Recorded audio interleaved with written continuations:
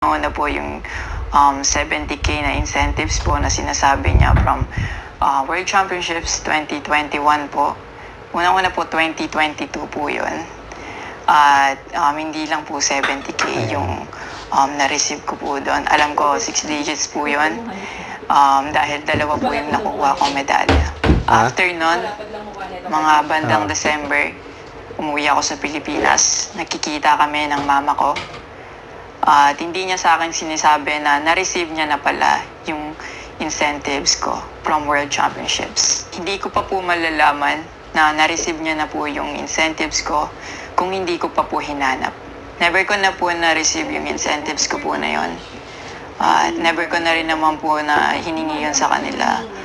Binigay ko na at wala na po yun sa akin. Ang sa akin lang naman, gusto ko malaman kung saan napunta yung incentives ko po na yun.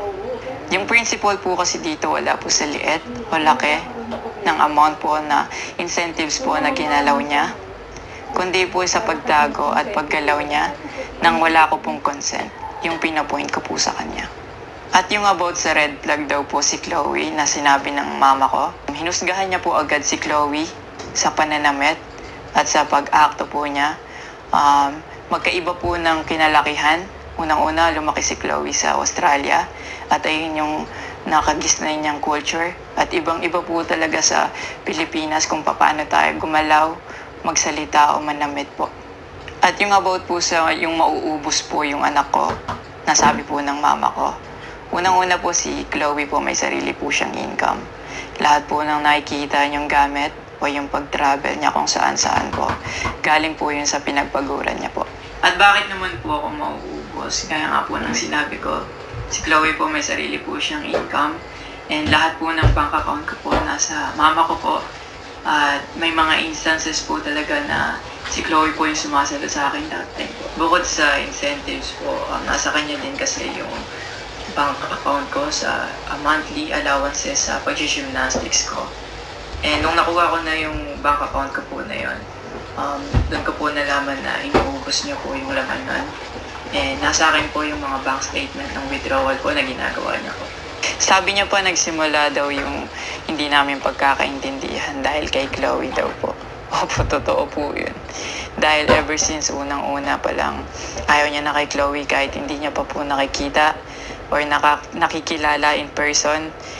And mas nagkalabuan po kami nung naglagay po ako ng boundaries sa relationship ko. Kasi pinaglaban ko po si Chloe dahil gusto ko po siya. Yung about sa training camp na kinikwento niya na si Chloe dapat wala na daw doon, sabi ng former coach ko pagdating nung dalawang magti-training camp doon. Usually, kapag magti-training camp kami, palaging naka-hotel. And miscommunicated yun na doon pala sila sa akin na mag-i-stay. Hindi rin totoo na pagpunta nila doon, nung dalawang bata, dapat wala na si Chloe kasi sabay-sabay silang pumunta doon. Actually, nagulat pa yung former coach ko kasi nandun si Chloe. Minelcome naman namin sila talaga. Nag-prepare kami para sa kanila. So, hindi ko alam kung bakit ganun yung mga sinasabi niya.